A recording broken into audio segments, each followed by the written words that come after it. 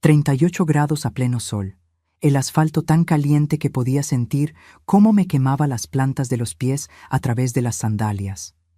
Mis rodillas ya no aguantaban más. Me dejé caer sobre la tierra seca del costado de la ruta, y el polvo se levantó como una nube sucia que se me metió en la boca. Sentí el sabor amargo, mezclado con mis propias lágrimas. A mi edad, 61 años, nunca imaginé que estaría de rodillas en medio de la nada, abandonada como un perro viejo que ya no sirve. La camioneta blanca de Damián, mi yerno, ya era apenas un punto brillante en el horizonte.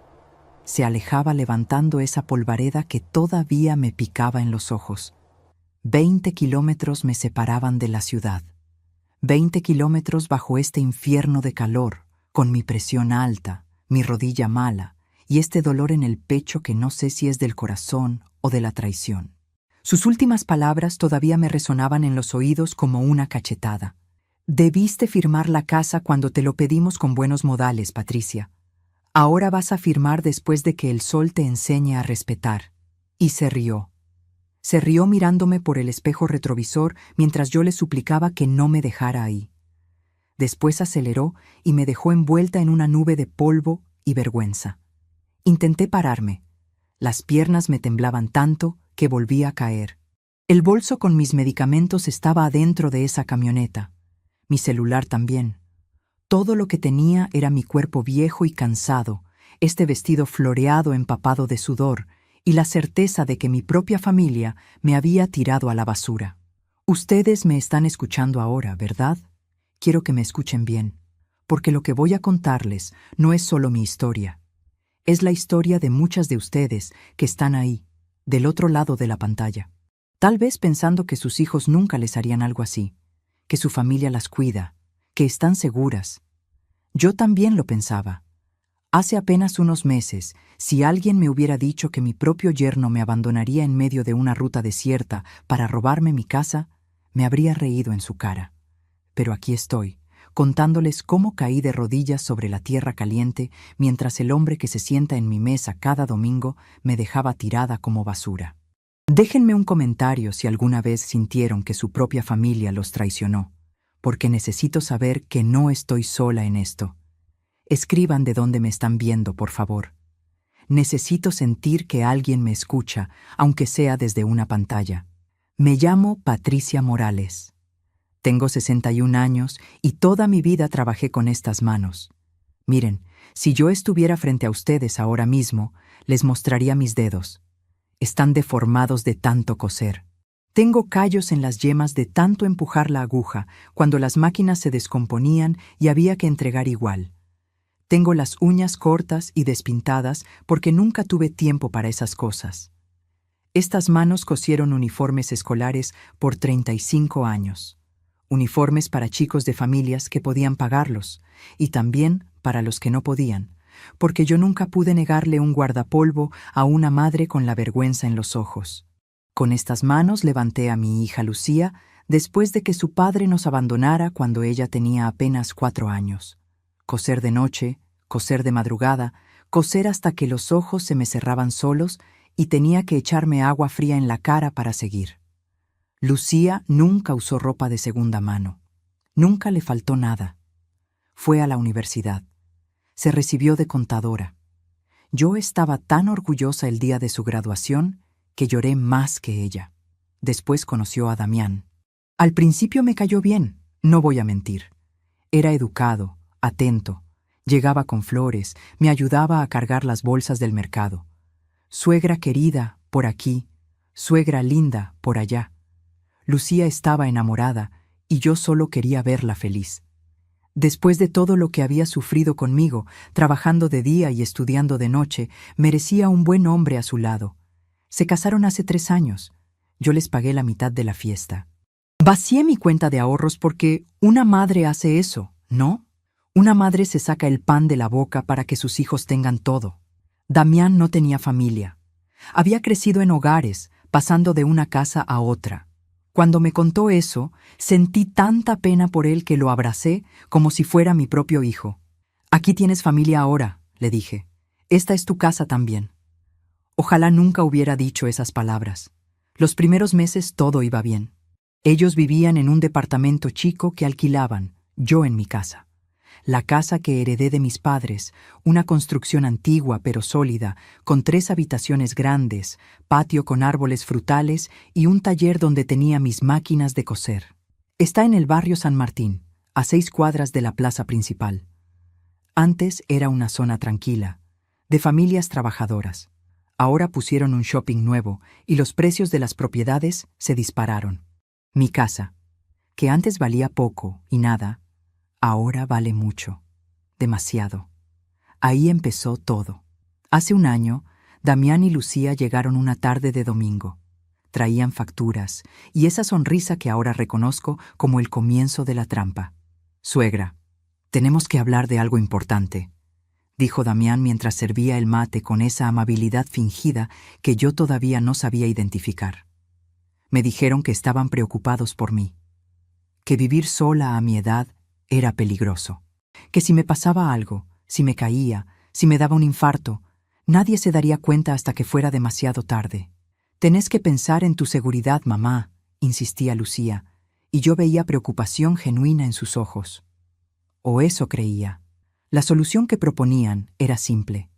Ellos se mudarían conmigo, cuidarían de mí, yo no estaría sola, y la casa grande no se desperdiciaría. Sonaba razonable. Hasta me pareció lindo tener compañía después de tantos años de soledad. Acepté. Fue el peor error de mi vida. Al principio era sutil. Damián opinaba sobre todo. Que las plantas del patio estaban muy descuidadas, que necesitaba contratar un jardinero. Él conocía a alguien bueno, un tal Ramiro. Yo accedí, después que la casa necesitaba arreglos urgentes. Goteras que yo nunca había visto, problemas eléctricos imaginarios. Siempre él conocía al técnico indicado, y siempre yo tenía que pagar. Empecé a notar que mis cosas desaparecían. Pequeñas cosas al principio. Un anillo de mi madre que guardaba en el joyero. Me dijeron que seguramente lo había perdido, que a mi edad era normal olvidar dónde dejaba las cosas. Después fueron 500 pesos que tenía guardados en el cajón de la cocina. «Mamá, estás confundida, ahí nunca hubo plata», me decía Lucía con esa paciencia condescendiente que usas con los viejitos que ya no están bien de la cabeza. Empecé a dudar de mí misma. Hace 2 meses encontré a Damián en mi habitación. Estaba junto a mi cómoda, con papeles en la mano. «¿Qué haces?», le pregunté. Se sobresaltó, pero se recuperó rápido. «Buscaba ibuprofeno, suegra. Lucía tiene dolor de cabeza. Mi botiquín está en el baño, no en mi cuarto». Pero no dije nada. Cada vez que abría la boca para quejarme, sentía que era yo la que estaba siendo malagradecida, desconfiada, una vieja amargada. Entonces pasó lo del jardinero. Ramiro era un hombre callado, de unos 40 años, que venía 2 veces por semana a cuidar el jardín. Hacía bien su trabajo y nunca me molestaba. Un día, Damián llegó gritando. Había desaparecido plata de su billetera, decía. 1,500 pesos, y acusaba a Ramiro. «Ese tipo anda fisgoneando por toda la casa, suegra. Yo lo vi». Llamé a Ramiro esa misma tarde y lo despedí por teléfono. Él intentó explicar algo, decir que era mentira, pero yo no lo escuché. Colgué sintiendo que había hecho lo correcto, protegiendo mi casa de un ladrón. Dios mío, qué equivocada estaba. Después de despedir a Ramiro, las cosas empeoraron. Damián ya no se molestaba en disimular. Necesitaban que yo firmara unos papeles, decían, para proteger la casa en caso de que algo me pasara, para que todo quedara en orden, y Lucía no tuviera problemas cuando yo faltara. Hablaban de mi muerte como si fuera algo inminente, como si ya estuviera con un pie en la tumba. Me negué a firmar. Ahí se les cayó la máscara. Las discusiones se volvieron diarias. Damián me gritaba que era una desagradecida, que ellos habían dejado su vida para cuidarme y así les pagaba. Lucía lloraba, diciendo que solo querían lo mejor para mí, que por qué no confiaba en mi propia hija. Me sentía acorralada en mi propia casa. Empecé a encerrarme en mi habitación, a comer cada vez menos porque las cenas eran campos de batalla. Hace una semana tenía turno con el cardiólogo. Mi presión había estado alta y necesitaba control. Damián se ofreció a llevarme. Lucía tiene que trabajar, suegra. Yo te llevo, no hay problema. Me pareció raro que fuera tan amable después de días de guerra fría, pero necesitaba ir al médico. Subí a la camioneta esa mañana sin saber que estaba subiendo a mi propia trampa. Salimos de la ciudad por la Ruta 6. El consultorio del cardiólogo estaba en el centro, a 15 minutos de casa. Pero Damián tomó la dirección contraria. ¿A dónde vamos?, pregunté. Un atajo, dijo sin mirarme. No era ningún atajo. Manejó y manejó hasta que la ciudad desapareció detrás de nosotros y solo quedó la ruta vacía, campos secos a los costados y ese sol implacable de enero cayendo como plomo derretido sobre el techo de la camioneta. Empecé a asustarme. Damián, esto no está bien. Tenemos que volver. Él seguía manejando en silencio, con las manos apretadas al volante y una sonrisa que me heló la sangre. Finalmente frenó, en medio de la nada. Solo la ruta, el campo vacío y el silencio. Se dio vuelta para mirarme y vi en sus ojos algo que nunca había visto antes. Algo frío, algo cruel. «Bájate», me dijo. «¿Qué?» «Que te bajes del auto. Vas a caminar hasta la ciudad. 20 kilómetros son buenos para pensar, para reflexionar sobre tu terquedad». No podía creer lo que estaba escuchando. «Damián, por favor. Hace 38 grados. Soy una mujer mayor. No puedo...» «Deberías haber firmado cuando te lo pedimos con buenos modales, Patricia. Ahora vas a firmar después de que el sol te enseñe a respetar. ¡Bájate!». Me quedé paralizada. Él se bajó, dio la vuelta, abrió mi puerta y me agarró del brazo. Fuerte, me dolió. Me tiró afuera como si fuera una bolsa de basura. Caí sobre el asfalto caliente. Me raspé las manos. «Mi cartera», supliqué. «Por lo menos déjame la cartera, mi teléfono». «No necesitas nada de eso, solo necesitas pensar». Cerró la puerta, se subió y arrancó. Lo último que vi fue su cara en el espejo retrovisor, riéndose, y ahí estaba yo, de rodillas en la tierra, con el sol quemándome la nuca, sin agua, sin teléfono, sin nada, sintiendo que mi vida se había convertido en una pesadilla de la que no podía despertar. El silencio de la ruta era absoluto. Solo se escuchaba el viento caliente y mi propia respiración agitada. Intenté pararme de nuevo. Esta vez lo logré, aunque las piernas me temblaban tanto que pensé que volvería a caer. Miré hacia ambos lados de la ruta. Nada, ni un auto, ni una casa, solo el calor, el asfalto interminable y la certeza de que iba a morir ahí. Empecé a caminar. Cada paso era una tortura. Las sandalias me lastimaban, la garganta me ardía de sed, y ese dolor en el pecho se hacía cada vez más fuerte. 15 minutos caminando bajo ese sol y sentía que me iba a desmayar. Entonces escuché un motor. Me di vuelta. Una camioneta vieja se acercaba levantando polvo. Levanté la mano, desesperada. «Por favor, Dios, que pare. Que alguien me ayude». La camioneta frenó a mi lado. La ventanilla bajó. Y cuando vi quién era el conductor, el mundo se me detuvo. Era Ramiro, el jardinero que yo había despedido por ladrón hacía apenas un mes. Me quedé ahí parada, con el sol quemándome la espalda, mirando a Ramiro a través de esa ventanilla polvorienta. Él me miraba sin decir nada. Yo esperaba ver odio en sus ojos. Esperaba que arrancara la camioneta y me dejara ahí como venganza por haberlo acusado de ladrón. Lo hubiera merecido. Pero lo que vi en su cara no fue odio. Era algo peor. Era lástima. «Suba, señora Patricia», me dijo finalmente, abriendo la puerta del acompañante. No tenía fuerzas para sentir vergüenza. Me subí a esa camioneta como pude, las piernas temblándome tanto que casi me caigo de nuevo. El interior olía a tierra mojada y yerba mate. Había una Virgen de Luján colgada del espejo retrovisor y un termo en el piso. Cosas simples, cosas honestas. Ramiro arrancó sin decir nada más. Puso el aire acondicionado al máximo y ese aire fresco me golpeó la cara como una bendición. Cerré los ojos y empecé a llorar. No pude evitarlo. Lloré todo lo que había estado conteniendo, la humillación, el miedo, la traición. Lloré por todo. Él me dejó llorar. No dijo esas cosas que dice la gente cuando no sabe qué decir. Solo manejaba en silencio mientras yo me deshacía en ese asiento gastado de su camioneta. Cuando finalmente pude hablar, lo primero que salió de mi boca fue: «Perdón». «¿Perdón por qué?», preguntó él sin sacarle los ojos al camino. «Por haberte despedido, por creerles a ellos, por pensar que vos eras el ladrón cuando...». La voz se me quebró otra vez.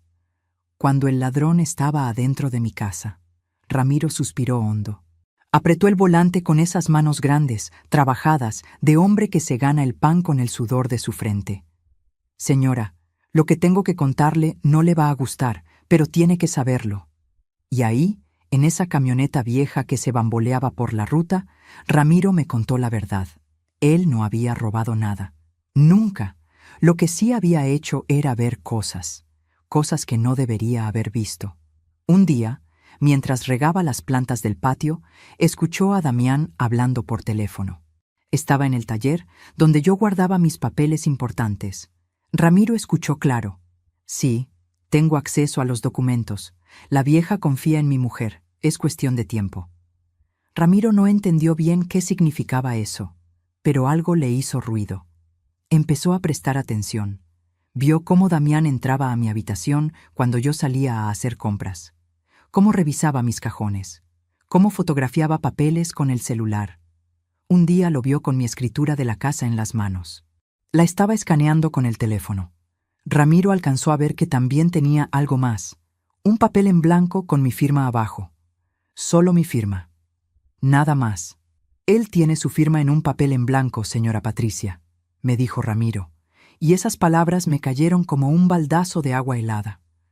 «Puede poner lo que quiera arriba de esa firma, puede hacer que usted firme cualquier cosa sin que usted lo sepa». Me agarré del tablero de la camioneta.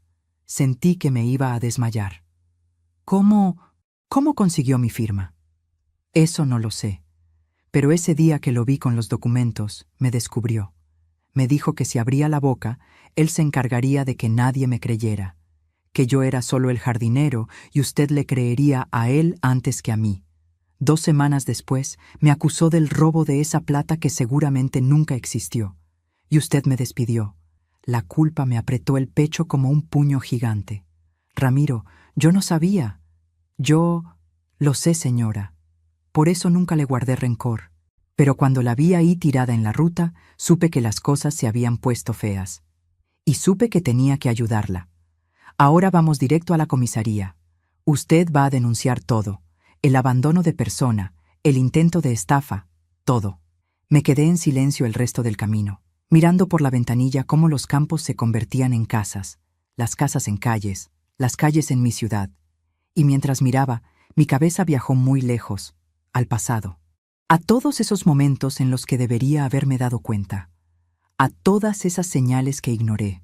Recordé la primera vez que Damián mencionó mi casa. Fue a los 6 meses de casarse con Lucía. Estábamos cenando un domingo, los 3, como hacíamos siempre. «Qué casa hermosa tenés, suegra», dijo mientras miraba alrededor. «Con el shopping nuevo que pusieron acá cerca, esto debe valer una fortuna». Lo dijo casual, como quien comenta el clima. Pero Lucía le clavó una mirada seria y él cambió de tema rápido. Yo no le di importancia. Recordé cuando mi hija era chiquita. Apenas 4 años tenía cuando su padre nos abandonó. Me dejó una nota en la mesa de la cocina. «No estoy hecho para esto. Suerte». Eso fue todo. 31 años tenía yo, sin profesión, sin estudios, con una nena chica y una casa que apenas habíamos terminado de pagar. Esa misma semana busqué trabajo. Conseguí en una fábrica de guardapolvos, costura industrial. Entraba a las 6 de la mañana y salía a las 3 de la tarde. El sueldo no alcanzaba. Así que empecé a coser de noche en casa. Arreglos de ropa para las vecinas, cortinas, manteles, lo que fuera. Lucía se dormía con el ruido de mi máquina de coser. Tac, tac, tac, tac. Ese sonido fue la banda sonora de nuestra vida. Los fines de semana también trabajaba. No había descanso, no había salidas, ni vacaciones, ni tiempo para mí. Todo era para Lucía. Para que tuviera ropa linda, útiles nuevos, zapatillas de marca como las otras nenas. Para que nunca sintiera que le faltaba un padre, porque su madre le daba todo el doble. Cuando cumplió 15 años, le hice el vestido más hermoso que cosí en mi vida. Celeste, con canutillos que bordé uno por uno durante 3 meses. Ella lloró cuando se lo probó. «Sos la mejor mamá del mundo», me dijo abrazándome fuerte. Yo sentí que todo valía la pena, cada noche sin dormir, cada dolor de espalda, cada comida que me salteé para que a ella no le faltara nada. Lucía estudió en la Universidad Nacional. Era inteligente, aplicada. Yo seguía cosiendo de noche para pagarle los libros, los viajes, las fotocopias. Ella trabajaba también, de mesera los fines de semana, pero no le alcanzaba. Yo nunca le dije que no, nunca le dije, no puedo. Siempre encontraba la manera. Se recibió a los 25. Conseguí trabajo en un estudio contable. Yo estaba tan orgullosa que mandé a hacer tarjetas con su nombre. Lucía Morales, contadora pública. Las repartí por todo el barrio. Mi nena era profesional, había roto el ciclo, ya no sería como yo, matándose por 2 mangos. Pero algo cambió en ella después. Empezó a venir menos a casa. Siempre estaba ocupada, siempre tenía cosas que hacer. Yo lo entendía. Era joven, tenía su vida.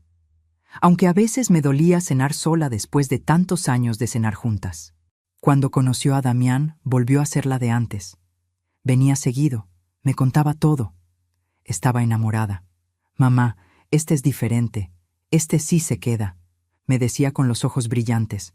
Y yo quería creerle porque ya había sufrido demasiadas idas en su vida. Su padre que se fue, 2 novios anteriores que la dejaron. Merecía que alguien se quedara.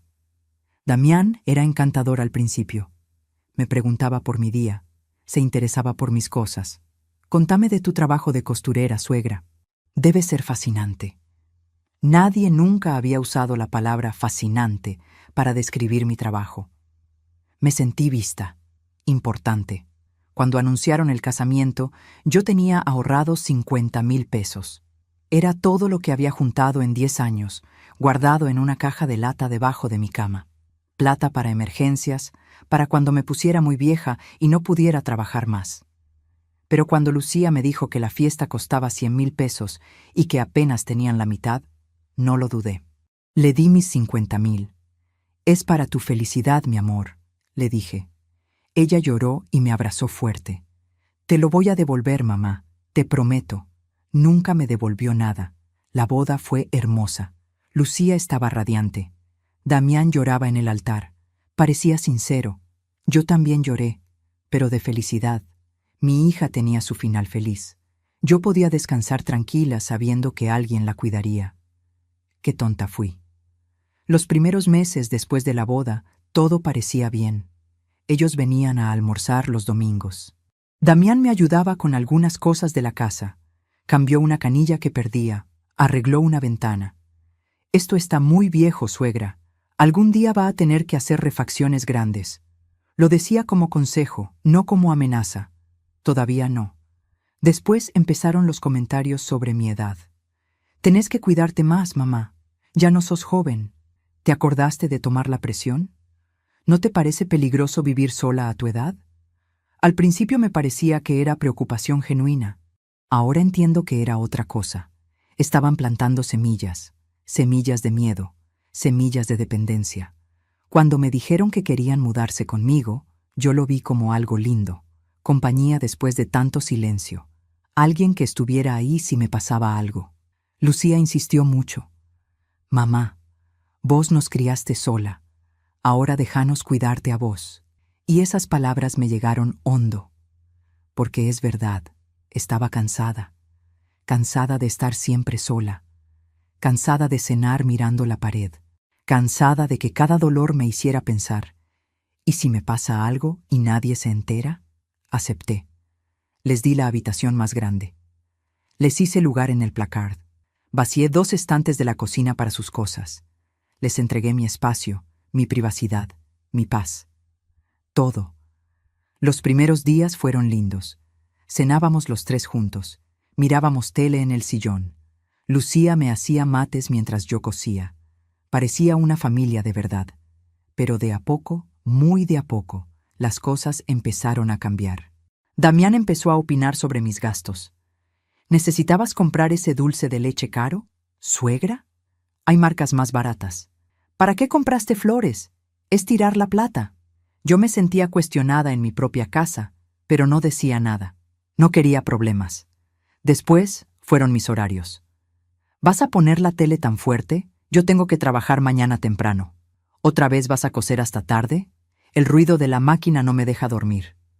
Me empecé a sentir como una extraña en mi propio hogar, como si yo fuera la que estaba invadiendo el espacio de ellos. Lucía empezó a cambiar también. Se volvió más distante, más fría. Si yo le pedía algo, suspiraba antes de responder. Si le contaba algo, miraba el celular sin prestarme atención. Mi hija, que había sido mi compañera de vida, se estaba convirtiendo en otra persona delante de mis ojos. Una noche, escuché que discutían en su habitación. Yo estaba en la cocina preparando el mate de la mañana. Escuché la voz de Damián clara. Tenés que convencerla. Es ahora o nunca. Los precios están subiendo y no podemos perder esta oportunidad. Y después la voz de Lucía, más bajita. No sé si está bien, Damián. Es mi madre. Y él, tu madre que te usó toda tu vida. Te hizo trabajar desde pendeja mientras ella se quedaba con toda la plata. ¿O te olvidaste? Esas palabras me partieron el alma. ¿Así veía ella su infancia? ¿Como explotación? Yo que me maté trabajando para que no le faltara nada. Yo que me sacrifiqué cada día de mi vida por ella. Esa noche lloré en mi cama y empecé a preguntarme, ¿habré hecho algo mal? ¿Habré sido una mala madre sin darme cuenta? ¿La habré lastimado de alguna manera que yo no veo? La culpa se instaló en mi pecho y ya no se fue más. Cada vez que me miraba al espejo, veía una mujer vieja, inútil, que había fracasado como madre. Porque si mi propia hija creía eso de mí, tal vez era verdad. Ahora, sentada en la camioneta de Ramiro, con esas palabras todavía resonando en mi cabeza, me di cuenta de que la culpa era justo lo que ellos querían. Querían que me sintiera mal, que dudara de mí misma, que creyera que no merecía nada, ni siquiera mi propia casa. Llegamos a la comisaría. Ramiro estacionó y me miró serio. Señora Patricia, lo que viene ahora no va a ser fácil, pero tiene que ser fuerte, tiene que contar todo. Asentí.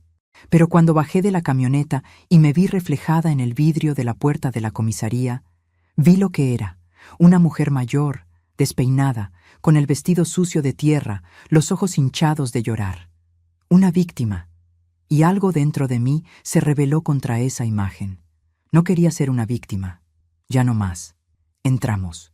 El oficial de guardia me miró con cara de fastidio, como si lo estuviera molestando en medio de algo importante. ¿Qué se le ofrece? Vengo a hacer una denuncia, dije, y me sorprendió lo firme que sonó mi voz. Mi yerno me abandonó en medio de la ruta, bajo 38 grados de temperatura, para obligarme a firmar mi casa. Y creo que está falsificando documentos. El oficial levantó las cejas. Agarró una lapicera. Siéntese, vamos a tomar su declaración. Y ahí, en esa comisaría que olía a café viejo y formularios, empecé a contar mi historia. Pero mientras hablaba, sonó mi teléfono. No, mi teléfono no. Me di cuenta que Ramiro sacó su celular y me lo estaba mostrando. En la pantalla, un mensaje. Era de un número que no conocía, pero el contenido me heló la sangre. Patricia ya firmó. Mañana a primera hora hacemos la transferencia de la propiedad. Gracias por tu ayuda. Igual te deposito tu parte. El mensaje iba dirigido a alguien más, pero había llegado al número equivocado. Y tenía una foto adjunta. Era una foto de un documento. Mi escritura. Con una firma abajo que parecía mía, pero que yo nunca había puesto ahí. Levanté la vista del teléfono y miré al oficial. Se apure con esa denuncia, le dije. Porque mañana a primera hora me van a robar la casa. El oficial me miró como si le hubiera dicho que los extraterrestres iban a invadir la ciudad. Señora, cálmese. Vamos paso por paso. No hay tiempo para ir paso por paso, le dije mostrándole el celular de Ramiro con el mensaje. Mire esto. Mañana a primera hora van a intentar transferir mi propiedad con documentos falsos. Tenemos que hacer algo ahora. Él miró la pantalla entrecerrando los ojos. Leyó el mensaje 2 veces. Después miró la foto del documento. Su expresión cambió. Ya no era el oficial aburrido que me había atendido. Ahora estaba serio. ¿De dónde salió este mensaje? Ramiro se adelantó. Llegó a mi teléfono por error hace media hora. Parece que pusieron mal un número. Iba dirigido a otra persona, pero nos llegó a nosotros. El oficial se rascó la barbilla. Esto es grave. Si lo que dice es cierto, estamos hablando de abandono de persona, coacción, falsificación de documentos privados e intento de estafa. ¿Tiene idea de quién más puede estar involucrado además de su yerno? Ahí me di cuenta de algo que me revolvió el estómago. Mi hija, Lucía. Ella tiene que saber. Ella vive conmigo. Ella vio todo. Decir esas palabras en voz alta fue como tragarme un cuchillo. Una cosa es sospecharlo en tu cabeza, otra, muy diferente, es decirlo en una comisaría, delante de un extraño. Tu propia hija, la persona que pariste, que criaste, que amaste más que a tu propia vida. Ella sabía. Ella era parte de esto. El oficial me hizo sentar. Me trajo un vaso de agua. Temblaba tanto que derramé la mitad cuando intenté tomar. Necesito que me cuente todo desde el principio, con detalles. Nombres, fechas, todo lo que recuerde. Y ahí empecé.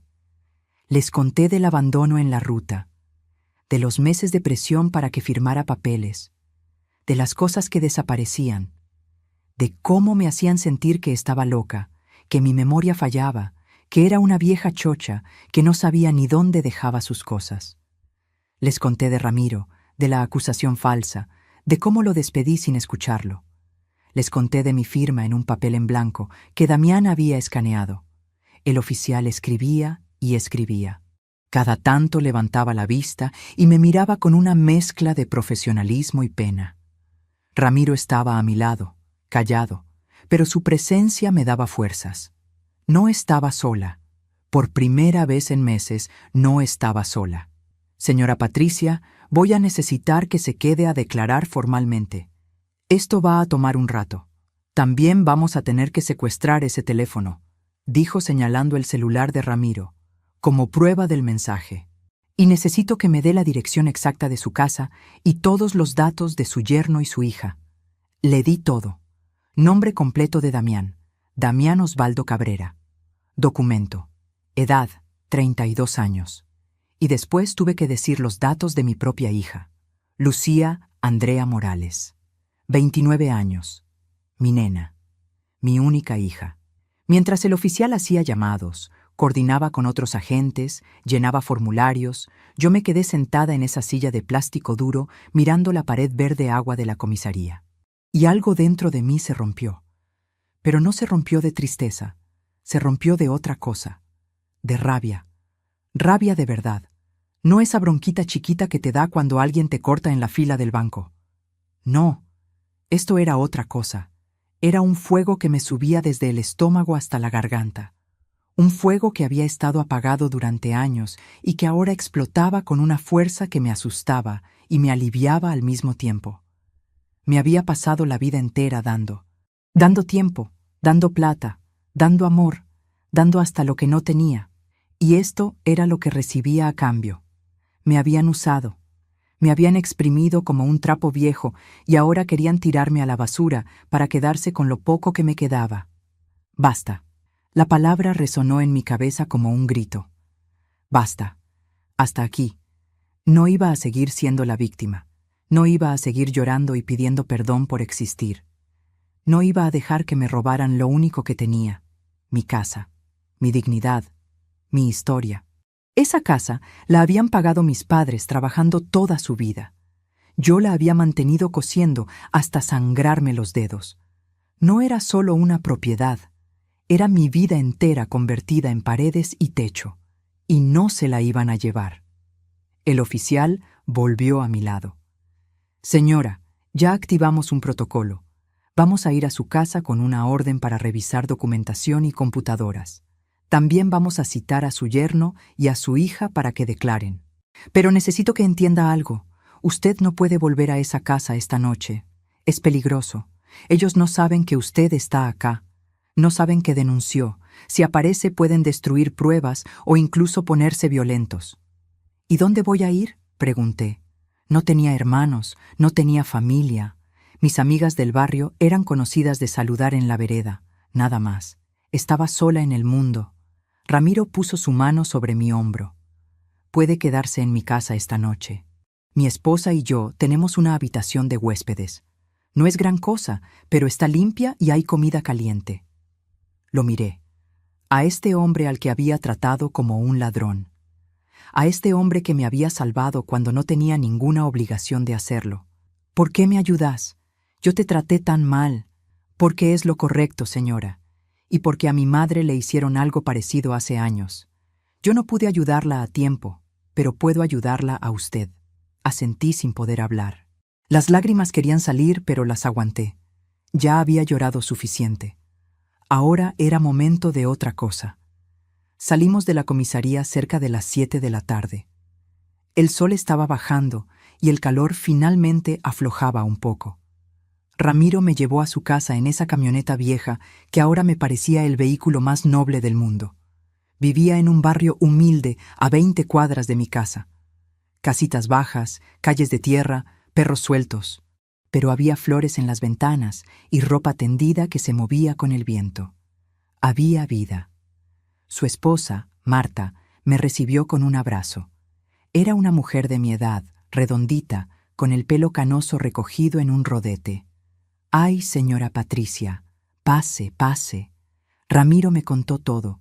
«Qué barbaridad lo que le hicieron. Venga, debe estar muerta de hambre». Y ahí me di cuenta de que no había comido nada en todo el día. El estómago me dolía del hambre, pero también de los nervios. Marta me sirvió un plato de guiso de lentejas con chorizo que olía a gloria.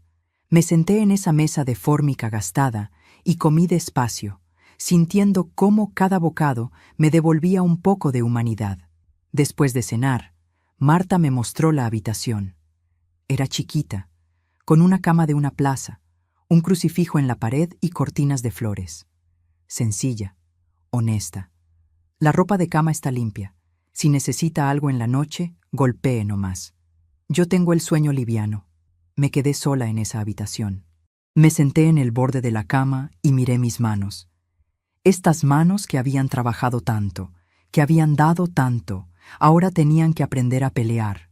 Pero no iba a pelear gritando, no iba a hacer escándalos, iba a hacer algo peor, iba a usar la ley, iba a usar la verdad, iba a mostrarles a todos quiénes eran realmente Damián y Lucía, y lo iba a hacer fría, calculada, sin drama.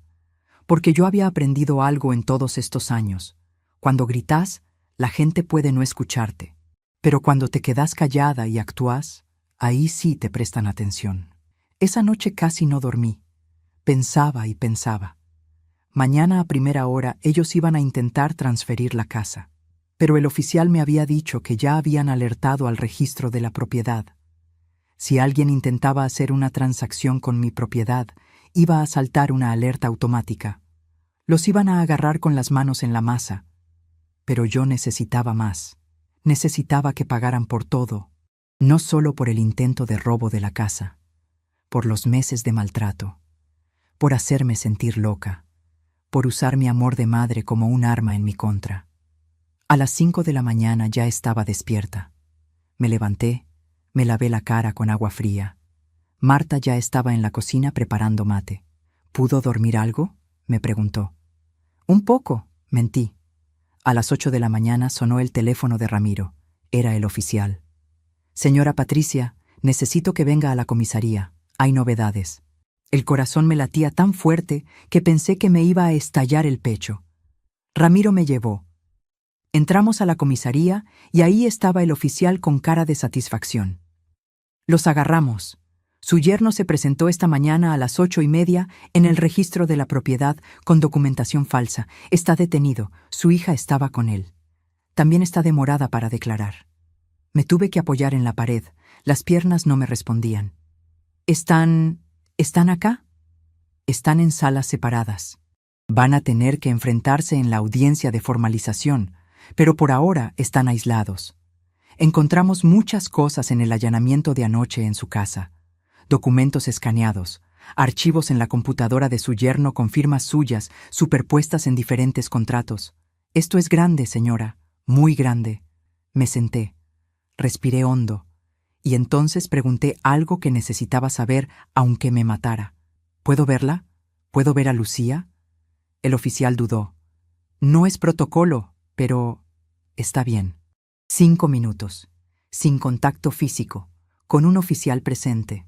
Me llevaron por un pasillo largo. Cada paso me pesaba como si llevara piedras en los bolsillos. Me hicieron entrar a una sala pequeña con una mesa y 2 sillas. Y ahí estaba ella. Lucía, mi hija, estaba sentada con la cabeza entre las manos. Tenía el pelo revuelto, la cara hinchada de llorar. Todavía llevaba la ropa del día anterior. Cuando me vio entrar, se paró de golpe. Mamá, esa palabra, esa maldita palabra que había sido lo más lindo de mi vida, ahora me sonaba falsa, vacía. No me digas, mamá, le dije con una voz que no reconocí como mía. Fría, dura. Las madres se llaman así cuando las hijas las quieren, no cuando las venden. Mamá, por favor, déjame explicarte. No es lo que parece. Yo no quería, fue Damián. Él me convenció, me dijo que vos ibas a estar mejor, que iba a estar mejor abandonada en una ruta bajo 40 grados de calor, que iba a estar mejor sin casa, sin nada. ¿Eso te dijo y vos le creíste? Yo no sabía que te iba a dejar en la ruta. Te juro que no sabía. Cuando llegó a casa sin vos, me dijo que te habías bajado porque querías caminar, que estabas enojada. Y le creíste. Claro que le creíste. Porque era más fácil creerle a él que preguntarte si tu propia madre era capaz de bajarse de un auto en medio de la nada. Lucía lloraba. Mocos, lágrimas, el maquillaje corrido. Parecía una nena chica. Y por un segundo, solo un segundo, sentí el impulso de abrazarla, de decirle que todo iba a estar bien, porque eso es lo que hace una madre. Eso es lo que hice toda mi vida. Pero esta vez no. Mamá, por favor, perdóname. Yo fui una idiota. Me dejé llevar. Damián me llenó la cabeza con cosas. Me dijo que vos me habías robado mi juventud, que me merecía algo a cambio, que la casa era en parte mía porque vos me la ibas a dejar igual. ¿Y vos qué pensabas, Lucía?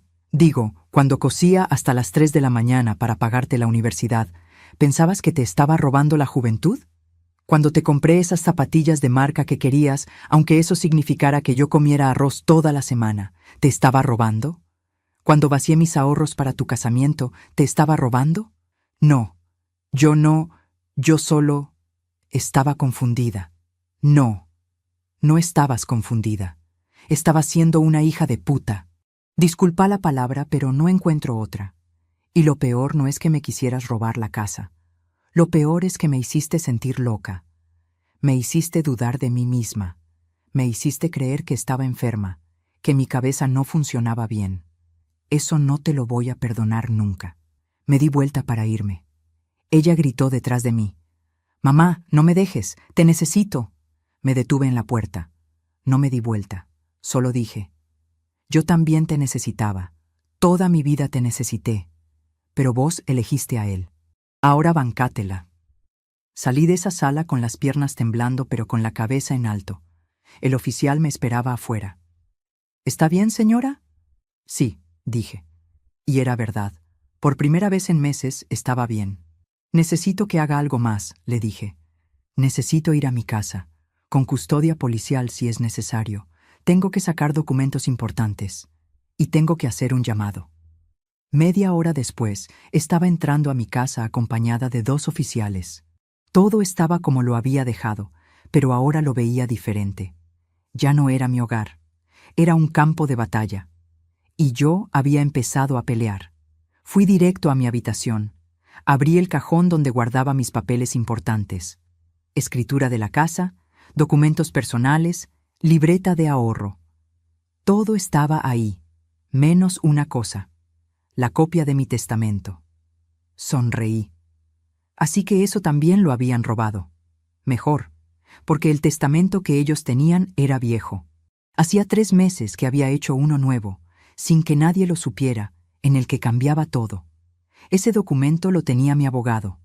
un abogado que contraté justamente porque algo me decía que las cosas se iban a poner feas.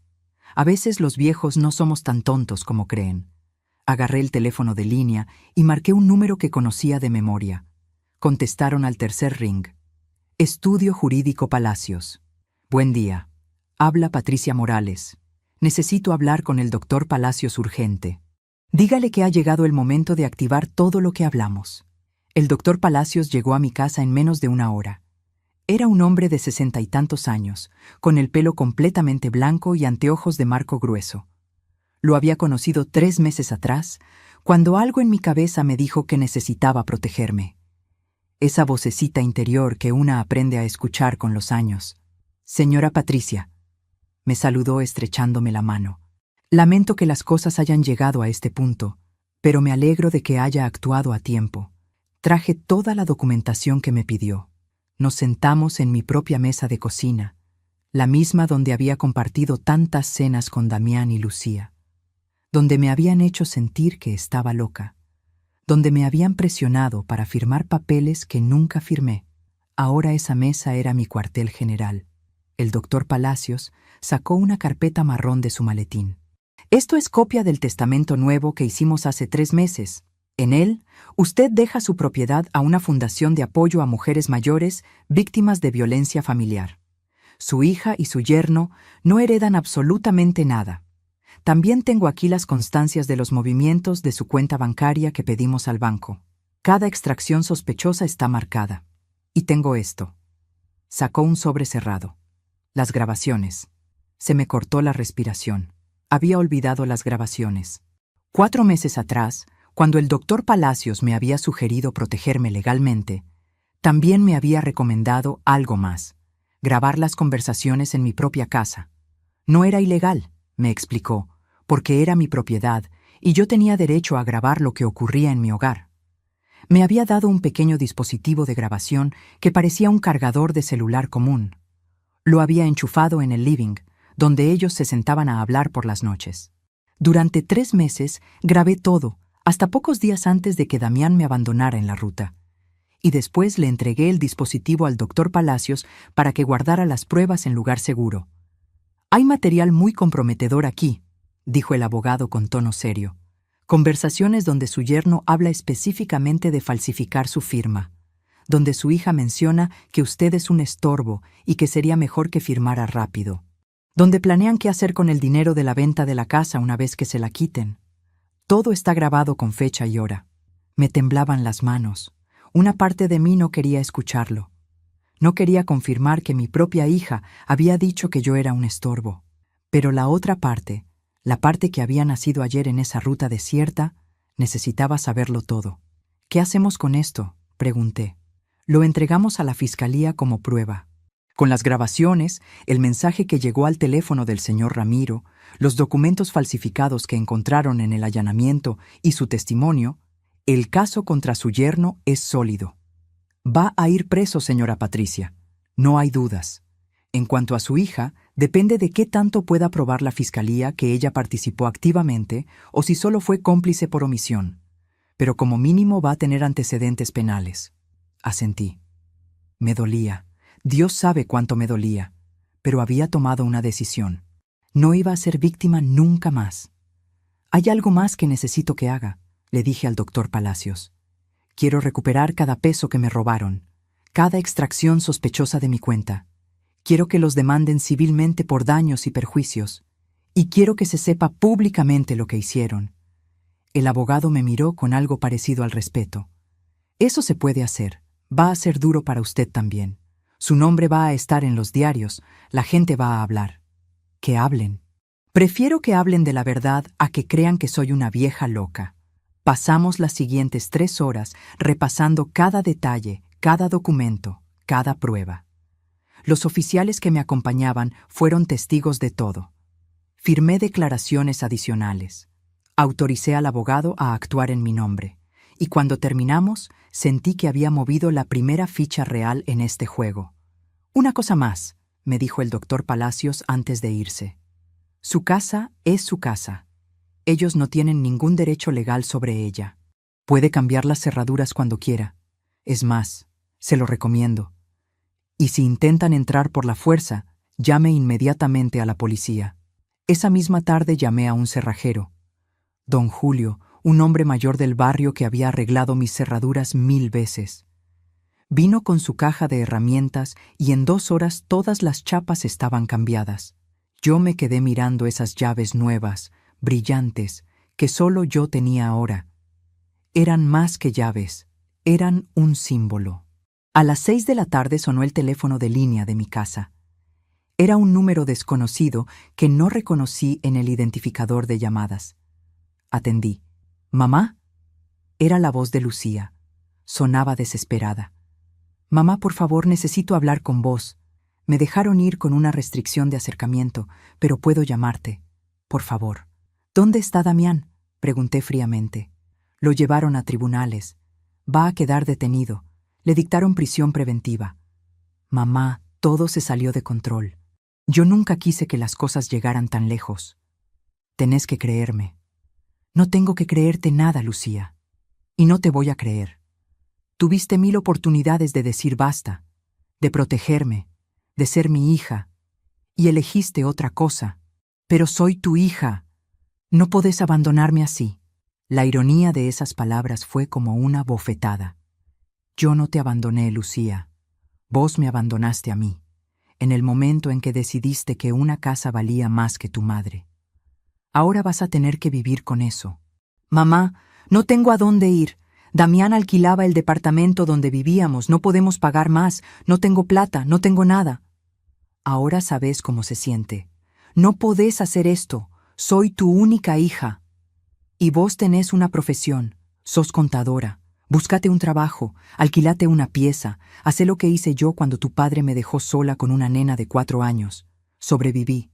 Y eso que yo no tenía título universitario, vos sí, así que te va a ir mejor que a mí. Escuché que lloraba del otro lado, sollozos desesperados, y una parte chiquita de mi corazón, esa parte que será madre hasta que me muera, se partió. Pero no cedí. No me llames más, Lucía. Mi abogado se va a comunicar con vos para coordinar todo lo legal. Pero entre nosotras no hay nada más que hablar. Corté. El teléfono cayó de mis manos temblorosas. Me senté en el sillón y me permití llorar.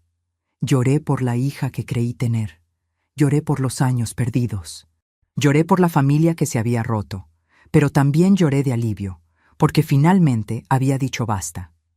Los días siguientes fueron un torbellino. El caso salió en el diario local. Intentan despojar a una mujer mayor de su vivienda con documentos falsos.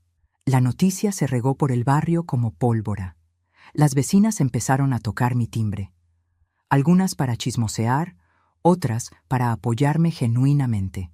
Doña Rosa, que vivía en la esquina, me trajo un tupper con empanadas. «Para que no cocine, mijita. Usted necesita descansar». Don Alberto, el del almacén, me dijo que me fiaba lo que necesitara. «Usted siempre fue buena con todo el mundo. Ahora nos toca a nosotros cuidarla». Me sorprendió darme cuenta de que tenía más apoyo del que pensaba, que no estaba tan sola como creía. Mientras tanto, la vida de Damián y Lucía se desmoronaba como un castillo de naipes. Ramiro, que se había convertido en mi aliado inesperado, me mantenía informada de lo que pasaba.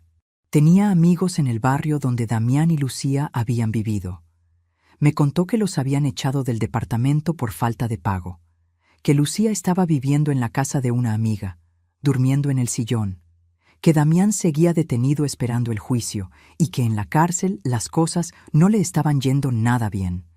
Los presos no perdonan a los que le pegan a los viejos. Tienen sus propios códigos. Una tarde, 2 semanas después del abandono en la ruta, estaba regando las plantas del patio cuando escuché golpes desesperados en mi puerta. No era el timbre. Era alguien golpeando con los puños. Fuerte, violento. Miré por la mirilla. Era Lucía. Pero no se parecía en nada a mi hija. Estaba flaca, desaliñada, con ojeras profundas y el pelo sucio atado en una cola. Tenía puesta la misma ropa que había visto en las fotos del diario. «¡Mamá! ¡Abrime! Sé que estás ahí», gritaba. «Tenemos que hablar. No podés dejarme así en la calle». No abrí. Agarré el teléfono y llamé al número que el oficial me había dado. Hay una persona violando la restricción de acercamiento en mi domicilio. Lucía seguía gritando. Los vecinos empezaron a salir a sus puertas. Doña Rosa le gritaba: «Deja en paz a tu madre, sinvergüenza. No tenés vergüenza». En 10 minutos llegó el patrullero. 2 oficiales se bajaron. Lucía los vio y se largó a llorar. «Solo quiero hablar con mi mamá. Es mi mamá. No hice nada malo». «Señora, tiene una restricción de acercamiento. No puede estar acá», le dijo uno de los policías. «Pero es mi madre. Mi propia madre me está haciendo esto. Díganle que salga. Díganle que hable conmigo». Abrí la puerta. Salí al frente de mi casa. Los vecinos miraban desde sus ventanas. Lucía me vio y quiso acercarse, pero los policías la frenaron. «Lucía», le dije con voz firme, «tenés que irte. No podés estar acá». «Mamá, por favor, perdóname. Me equivoqué. Fui una estúpida. Pero no merezco esto. No merezco vivir en la calle. No merezco que me trates como si fuera basura». «¿No mereces?» «Lucía, vos me dejaste tirada en una ruta desierta. Vos planeaste robarme mi casa. Vos me hiciste sentir loca durante meses. ¿Y ahora me hablas de lo que mereces? Yo no sabía que te iba a dejar en la ruta. Eso fue todo, Damián. Yo solo quería la casa. No quería que te pasara nada malo». «Ah, solo querías la casa. Claro, eso lo hace mucho mejor». Se tapó la cara con las manos. «Tengo hambre, mamá. No tengo plata. No consigo trabajo porque todos saben lo que pasó. Mi cara salió en el diario. Nadie me quiere contratar. No tengo a dónde ir». Y ahí lo vi claro. No estaba arrepentida. Estaba desesperada. No venía a pedir perdón. Venía a pedir que la salvara. Otra vez, como siempre. «Lucía, vos tenés casi 30 años. Tenés una carrera. Tenés salud. Tenés todo lo que yo no tenía cuando me quedé sola. Vas a salir adelante, ¿o no? Pero eso ya no es mi problema. ¿Cómo podés ser tan fría? ¿Qué te hice para que me odies tanto?» «No te odio, Lucía. Pero tampoco te voy a salvar. No esta vez. Esta vez vas a tener que salvarte sola».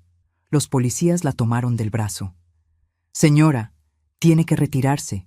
Si vuelve a violar la restricción, va a quedar detenida». Lucía se dejó llevar. Pero antes de subir al patrullero, se dio vuelta y me gritó: «Esto no va a quedar así. Voy a pelear por lo que me corresponde. Esa casa también es mía. Soy tu hija». «Ser mi hija no te da derecho a mi casa», le respondí. «Trabajá, comprá la tuya propia, como hice yo». El patrullero se la llevó. Los vecinos seguían mirando. Doña Rosa se acercó y me puso una mano en el hombro. «Hiciste bien, Patricia. Lo que ella te hizo no tiene perdón de Dios». Volví a entrar a mi casa. Me temblaban las piernas. Me senté en el sillón y me quedé mirando al vacío. ¿Había hecho bien? ¿O era una madre desnaturalizada, como seguramente dirían muchos? El teléfono sonó. Era el doctor Palacios. «Señora Patricia, la Fiscalía fijó fecha para la audiencia preliminar. Es en 3 días. Va a tener que ir a declarar y va a tener que enfrentarse cara a cara con su yerno, tal vez también con su hija. ¿Está preparada?» Respiré hondo. «Sí, estoy preparada». «Bien, porque él va a intentar defenderse. Va a decir que usted consintió todo, que está confundida por la edad, que su memoria no es confiable. Va a tratar de pintarla como una viejita senil que no sabe lo que dice. Tiene que estar fuerte. Voy a estar fuerte. Ya no soy la misma mujer que hace un mes. Esa mujer se murió en esa ruta desierta. La que está ahora es otra. Me gusta escuchar eso. Nos vemos en tribunales». Esos 3 días fueron los más largos de mi vida. No dormía bien. Tenía pesadillas donde Damián me dejaba en la ruta una y otra vez, donde Lucía me miraba con asco y me decía que era una mala madre. Despertaba empapada en sudor, con el corazón galopando. Pero cada mañana me levantaba, me duchaba, me vestía y seguía adelante. Porque no había vuelta atrás. El día de la audiencia llegó. Me puse mi mejor vestido, el azul que me había hecho yo misma hace 2 años. Me peiné con cuidado. Me pinté los labios con un rouge rosado. Quería verme digna. Quería que cuando me vieran supieran que no era una víctima. Era una sobreviviente. Ramiro se ofreció a llevarme. Marta vino también, para darme apoyo moral. Entramos al edificio de tribunales, un monstruo de cemento y vidrio que me intimidaba. Había tanta gente, tanto ruido, tanto movimiento. Me aferré al brazo de Ramiro. El doctor Palacios nos esperaba en la puerta de la sala. Todo va a salir bien. Recuerde, diga la verdad, no se ponga nerviosa y míreme si necesita un momento para recomponerse. Entramos. La sala era más chica de lo que imaginaba. Bancos de madera, un escritorio alto donde estaba el juez y 2 mesas, una para la fiscalía y otra para la defensa. Y ahí estaba él, Damián, esposado entre 2 oficiales, más flaco, con barba de varios días, la ropa arrugada. Cuando me vio entrar, me clavó una mirada llena de odio puro. Ya no era el yerno encantador que me traía flores. Era lo que siempre había sido, un depredador. Y a su lado, en otro banco, estaba Lucía, mi hija. Se veía pequeña, asustada. Cuando nuestras miradas se cruzaron, ella bajó la vista. No pudo sostenerme la mirada. El juez golpeó con su martillo. Comenzamos. Y ahí, en esa sala fría y despiadada, empezó el momento de la verdad. El fiscal se puso de pie. Era un hombre joven, de unos 35 años, con traje oscuro y una carpeta llena de papeles. Su señoría, vamos a demostrar con pruebas contundentes que el señor Damián Osvaldo Cabrera planificó durante meses el despojo sistemático de la señora Patricia Morales, que falsificó documentos, que coaccionó a la víctima y que finalmente la abandonó en una ruta desierta bajo condiciones climáticas extremas que pusieron en riesgo su vida. El abogado defensor, un tipo de traje barato que miraba a todos con cansancio, apenas levantó la mano. Su señoría, mi cliente actuó bajo presión emocional. La señora Morales tiene problemas de memoria documentados y existe confusión sobre los acuerdos familiares previos. ¿Problemas de memoria documentados?, saltó el fiscal. ¿Dónde está esa documentación? El abogado defensor tartamudeó. No tenía nada. Me llamaron a declarar. Subí al estrado con las piernas temblándome, pero la cabeza en alto. Juré decir la verdad, y la dije, toda, sin llorar, sin victimizarme. Solo los hechos, uno tras otro, como si estuviera cosiendo una prenda, cada puntada en su lugar, firme, precisa. Conté del abandono, de los meses de manipulación, de las cosas que desaparecían, de cómo me hicieron sentir loca. El fiscal me mostraba documentos, y yo los identificaba. ¿Esta es su firma, señora? No, esa no es mi firma. Se parece, pero no es mía. Después pusieron las grabaciones. Mi propia voz resonó en esa sala, y después la de ellos. La voz de Damián diciendo, «Ya casi está. ¿La vieja va a firmar o va a firmar? Si no es por las buenas, va a ser por las malas». Y la voz de Lucía, «¿Y si se niega?» Y Damián, «No va a tener opción. Cuando estés solo y viejo, haces lo que te dicen o te quedas en la calle». Escuchar esas palabras delante de todos fue como recibir cuchilladas. Pero no bajé la mirada. Miré fijo a Lucía. Ella lloraba en silencio, tapándose la boca con las manos. El juez escuchó todo con cara de piedra. Cuando terminaron las declaraciones, golpeó con su martillo. El señor Cabrera queda procesado por los delitos de coacción, falsificación de instrumento privado, tentativa de estafa y abandono de persona. Se mantiene la prisión preventiva hasta el juicio oral. En cuanto a la señora Lucía Andrea Morales, queda imputada como partícipe necesario. Se le otorga libertad condicional con prohibición de acercamiento a la víctima y obligación de presentarse semanalmente en la fiscalía. Damián explotó. «Esto es injusto. Esa vieja manipuladora nos lavó el cerebro a todos. La casa es de mi mujer por derecho. Ella la crió. Los oficiales tuvieron que sujetarlo». El juez lo miró con desprecio.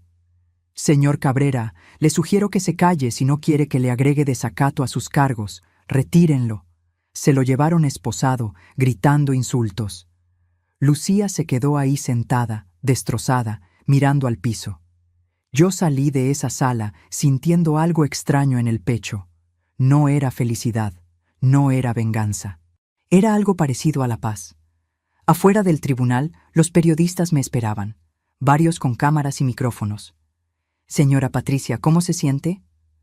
¿Va a perdonar a su hija? ¿Qué mensaje tiene para otras personas mayores en su situación? El doctor Palacios iba a sacarme de ahí, pero yo levanté la mano. Quería hablar, necesitaba hablar. Me siento aliviada, dije mirando a las cámaras. Aliviada de haber encontrado la fuerza para defenderme.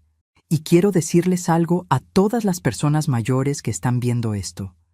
Si su familia los maltrata, si los hacen sentir que son una carga, si los presionan por sus propiedades o su dinero, no están solos.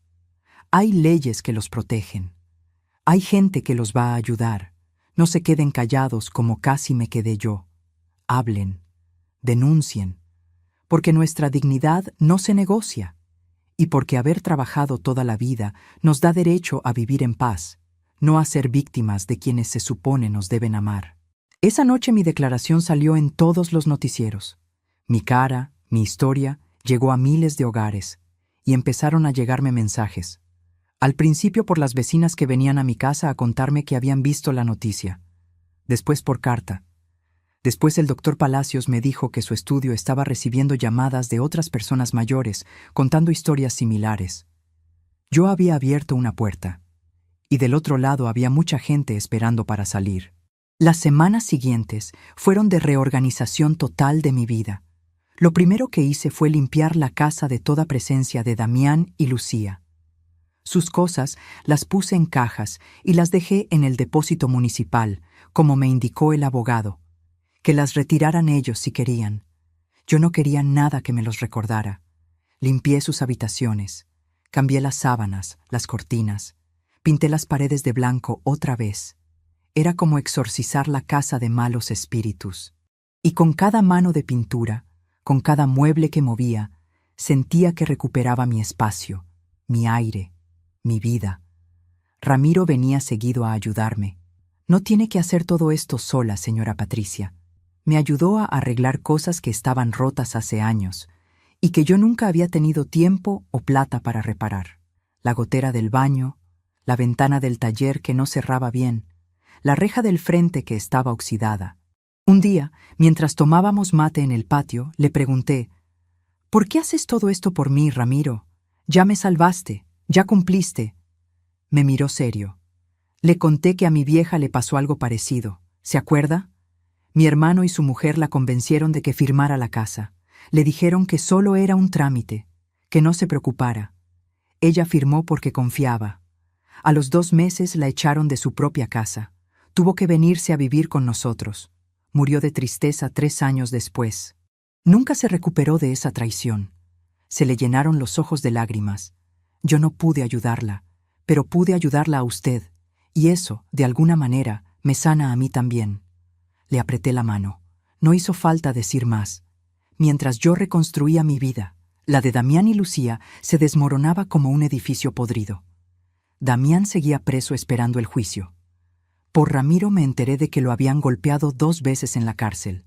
Los otros presos lo despreciaban. A los que maltratan viejos y chicos no los perdonan ni los delincuentes. Tiene su propia justicia ahí adentro. Lucía había conseguido finalmente un trabajo. Pero no de contadora, de cajera en un supermercado. Ganaba el mínimo. Vivía en una pensión del lado feo de la ciudad, compartiendo baño con otras 5 personas. Una vecina que la había visto me lo contó con placer. La vi el otro día, Patricia, flaca, ojorosa, con el uniforme del súper todo arrugado. No saludó. Bajó la cabeza y siguió caminando. No sentí placer al escuchar eso, pero tampoco sentí pena. Sentí nada. Y ese nada era liberador. Un sábado a la tarde, Marta, la esposa de Ramiro, vino a visitarme con una propuesta. Patricia, hace tiempo que quiero decirte algo. Vos cosés hermoso. Yo sé hacer tejidos. ¿Qué te parece si armamos algo juntas? Vendemos por internet. Hay grupos de Facebook donde la ropa hecha a mano se vende muy bien. Podemos hacer un emprendimiento. La idea me sorprendió. Hacía años que no cosía por placer. Siempre había sido por necesidad, por plata, por supervivencia. Pero coser para crear, para disfrutar, y además ganar algo de dinero extra. Me gusta, le dije, y lo decía en serio. Empezamos de a poco.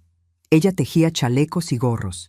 Yo cosía carteras de tela, delantales, bolsas reutilizables. Sacamos fotos con el celular y las subimos a un grupo de emprendedores. Las primeras semanas no vendimos nada. Pero después, una señora de Córdoba compró un delantal. Después otra de Mendoza compró 2 bolsas. Y después empezaron a llover pedidos. No ganábamos fortunas, pero ganábamos lo suficiente. Y más importante, yo había recuperado el placer de crear, de usar mis manos para hacer algo lindo, no solo por obligación. Cada puntada ahora era un acto de libertad. También empecé a hacer cosas que nunca me había permitido. Doña Rosa me invitó a su grupo de gimnasia para adultos mayores. Al principio me dio vergüenza. Yo no soy de esas cosas, le dije. Pero ella insistió. Anda una vez nomás. Si no te gusta, no volvés. Fui, y me gustó. Éramos 8 señoras y 2 señores, todos arriba de 60, moviéndonos torpemente al ritmo de una música suave. La profesora era paciente, dulce. No importa si no sale perfecto, lo importante es moverse, activar el cuerpo, sentirse vivos. Sentirse vivos.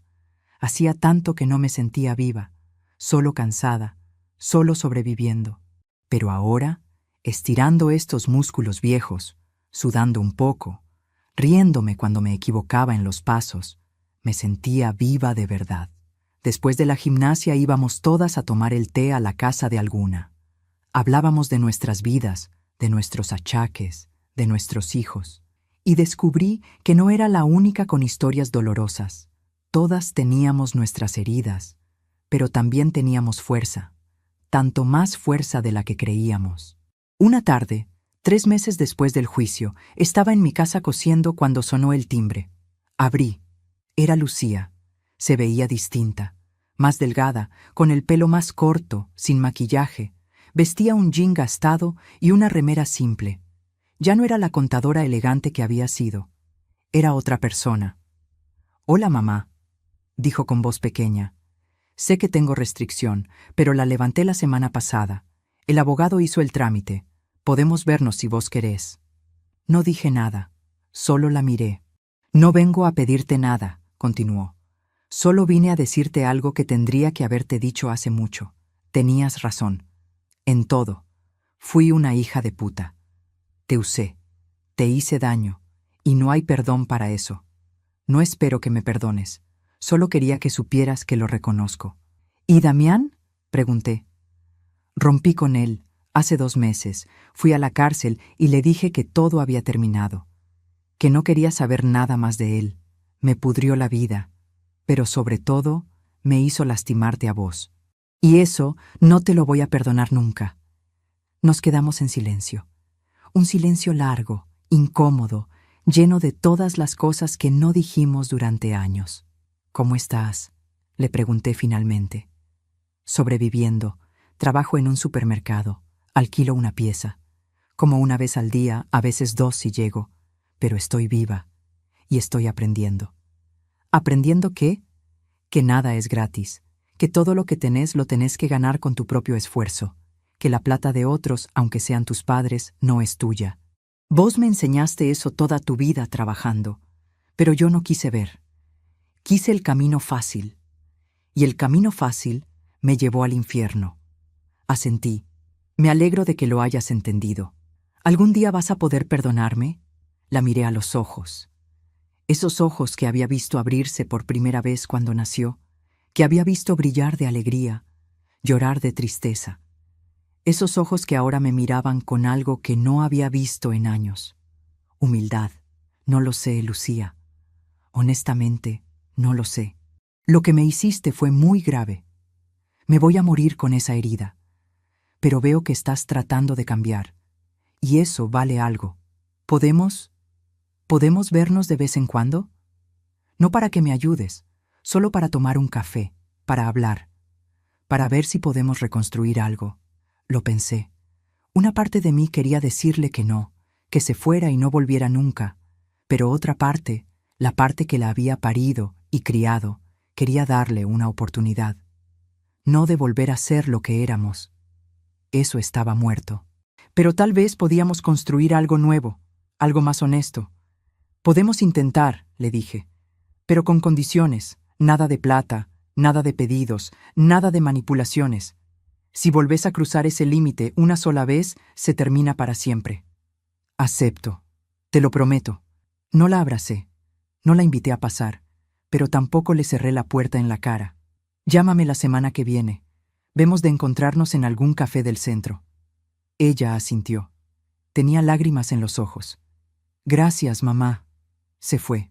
Y yo me quedé en el umbral de mi casa mirando cómo se alejaba por la vereda. Esa noche, Ramiro y Marta vinieron a cenar. Había cocinado un guiso de mondongo, de esos que llevaban horas de cocción y que llenaban la casa de olor a hogar. Pusimos la mesa en el patio, bajo el árbol de naranjos que mi padre había plantado hace 50 años. Mientras comíamos, mientras reíamos, mientras compartíamos el pan y el vino, me di cuenta de algo. Esta era mi familia ahora, no la familia de sangre que me había traicionado, sino la familia que había elegido, la familia que me había elegido a mí. Ramiro levantó su copa. Por usted, señora Patricia, por su fuerza, por su dignidad, por enseñarnos a todos que nunca es tarde para defenderse. Por vos, Patricia, dijo Marta, que encontraste tu voz. Levanté mi copa también. Por ustedes, por salvarme cuando más lo necesitaba, por recordarme que todavía hay gente buena en el mundo. Brindamos. Y en ese tintineo de copas, en esa mesa compartida, en esa noche tibia de verano, entendí que había ganado algo más valioso que un juicio. Había ganado mi vida de vuelta, había ganado mi paz, había ganado el derecho a envejecer con dignidad, rodeada de quien yo eligiera, no de quien me exigiera estar. La casa seguía siendo mía, pero más importante, yo seguía siendo mía, 1 año y medio después. Estoy sentada en el mismo patio donde mi padre plantó este naranjo hace tantos años. Es sábado por la tarde y el sol entra tibio entre las hojas. Tengo en las manos una taza de café con leche, todavía caliente, y a mi lado hay una cartera de tela a medio terminar. Una clienta de Rosario me la encargó para el cumpleaños de su nieta. Lleva bordado un girasol. Me va a llevar toda la semana terminarlo, pero no tengo apuro. Ya no vivo apurada. La casa está en silencio, pero no es un silencio que me asusta. Es un silencio que elegí. Un silencio lleno de paz. En la radio de la cocina suena un tango bajito, Gardel cantando sobre volver. Siempre volver. Pero yo aprendí que hay cosas a las que no se vuelve. Y está bien. No todo lo que se rompe se puede pegar. Pienso en todo lo que pasó desde aquel día en la ruta. Parece una vida entera, aunque apenas pasó 1 año y medio. A veces, todavía tengo pesadillas. Me veo de rodillas en la tierra caliente, sintiendo el sol quemándome la espalda, viendo la camioneta de Damián alejarse. Despierto con el corazón acelerado y tardo unos segundos en recordar que estoy en mi casa, en mi cama, a salvo. Que todo eso ya pasó. El juicio terminó hace 1 año. Cuando leyeron la sentencia, él se paró y gritó que todo era injusto, que yo era una vieja manipuladora que les había arruinado la vida. El juez lo mandó callar. Yo lo miré a los ojos por última vez y no sentí nada. Ni odio, ni pena, ni satisfacción. Solo un profundo cansancio de que todo hubiera llegado tan lejos. Lucía recibió 2 años de prisión condicional y trabajos comunitarios. No fue a la cárcel, porque el juez consideró que había sido manipulada por Damián, aunque participó activamente. Tuvo que hacer 300 horas de servicio en un hogar de ancianos. Me parece que ahí entendió muchas cosas que yo no pude enseñarle. Nos vemos 1 vez por mes, siempre en un café del centro, nunca en mi casa. Todavía no estoy lista para eso. Tal vez nunca lo esté. Tomamos un cortado, hablamos de cosas superficiales, su trabajo, el clima, alguna noticia. Ella ya no trabaja en el supermercado. Consiguió un empleo en un estudio contable chico. Gana poco, pero es honesto. Vive sola en un departamento de un ambiente que alquila con su sueldo. Me mostró fotos. Es humilde, pero está limpio y ordenado. Tiene una planta en la ventana. La última vez que nos vimos, me trajo algo, un sobre. No lo abras ahora, me dijo. Abrilo cuando llegues a tu casa. Cuando llegué y lo abrí, adentro había 500 pesos y una nota. Es lo primero que puedo devolverte de todo lo que te robé. Va a llevarme años pagarte todo, pero voy a hacerlo, peso por peso, te lo prometo. No sé si algún día voy a perdonarla del todo. Hay heridas que no cierran completamente, solo se vuelven más llevaderas con el tiempo. Pero veo que está intentando, y por ahora eso me alcanza. Lo que más cambió en este tiempo fui yo. Esa Patricia que lloraba de rodillas en la ruta, esa que se dejaba manipular, esa que creía que ser buena madre significaba darlo todo sin esperar nada, murió ese día. La que nació es otra. Una que sabe decir que no. Una que sabe poner límites. Una que entiende que cuidarse a una misma no es egoísmo, es supervivencia. El emprendimiento con Marta creció más de lo que imaginábamos. Ahora tenemos una página de Instagram con casi 5,000 seguidores. Vendemos por todo el país. Tuvimos que contratar a 2 chicas del barrio para que nos ayuden con los pedidos. No somos ricas, pero ganamos bien. Y lo mejor es que disfrutamos lo que hacemos. Cada prenda que sale de mis manos lleva un pedacito de esta nueva vida que construí. También sigo yendo a gimnasia con las señoras. Doña Rosa se convirtió en una gran amiga. Cuando cumplí 62, me hicieron una fiesta sorpresa. Torta, globos, regalos. Lloré como una nena. Hacía tantos años que nadie me festejaba el cumpleaños. Lucía solía mandarme un mensaje de texto. Damián ni eso. Pero estas señoras, que me conocen hace apenas 2 años, se acordaron. Me hicieron sentir importante. Me hicieron sentir querida. Ramiro sigue viniendo a casa a ayudarme con arreglos. Ya no le pago como jardinero. Ahora es mi amigo. Él y Marta son la familia que elegí. Los domingos almorzamos juntos, a veces en mi casa, a veces en la de ellos. Comemos, tomamos mate, miramos alguna película vieja en la tele. Cosas simples. Cosas que valen más que todo el dinero del mundo. Hace 3 meses pasó algo que me sorprendió. Una señora me contactó por mensaje. Había visto mi historia en las noticias. Me contó que su hijo y su nuera la estaban presionando para que les diera su casa, que la hacían sentir culpable, que le decían que era egoísta, que a su edad ¿para qué necesitaba una casa tan grande? Ella estaba a punto de ceder. Pero vio mi entrevista y se dio cuenta de que no estaba sola. Me pidió el contacto de mi abogado. Lo denunció a tiempo. Salvó su patrimonio y su dignidad. Después vinieron más mensajes, muchos más. Señoras y señores mayores contándome historias parecidas. Hijos que los maltrataban. Familias que los veían como una carga o como una billetera. Me di cuenta de que yo no era la única, que esto que me pasó a mí les pasa a miles de personas mayores todos los días. Y muchos se quedan callados porque sienten vergüenza, porque tienen miedo, porque piensan que nadie les va a creer. Por eso ahora quiero hablarles a ustedes. ¿Sí? A ustedes que están del otro lado escuchando esta historia. Tal vez se vieron reflejados en algo de lo que conté. Tal vez ustedes también sienten que su familia los presiona, los manipula, los hace sentir mal. Tal vez ustedes también están dudando si denunciar, si poner límites, si decir basta. Déjenme decirles algo que aprendí en este camino. Nunca es tarde para defenderse. Nunca es tarde para recuperar la dignidad. Y nunca están solos. Yo pensaba que estaba sola, que nadie me iba a creer porque era una vieja, pero me equivocaba. Hay leyes que nos protegen, hay gente buena dispuesta a ayudar, hay instituciones, abogados, policías que hacen su trabajo. Solo hay que animarse a hablar. Sé que es difícil, sé que da miedo denunciar a tu propia familia. Yo tuve que denunciar a mi única hija. Créanme que no hay nada más doloroso que eso. Pero ¿saben qué es más doloroso todavía? Vivir con miedo en tu propia casa. Vivir sintiendo que sos una carga. Vivir esperando que te roben lo poco que tenés. Eso es peor que cualquier denuncia. Nosotros, los que pasamos de los 60, trabajamos toda nuestra vida. Nos rompimos el lomo para criar a nuestros hijos, para pagar nuestras casas, para tener algo propio. Merecemos vivir en paz estos años que nos quedan. Merecemos disfrutar de lo que construimos. Merecemos respeto. Y si nuestra propia familia no nos lo da, tenemos todo el derecho de alejarnos. Porque familia no es solo sangre. Familia es quien te cuida, quien te respeta, quien te valora.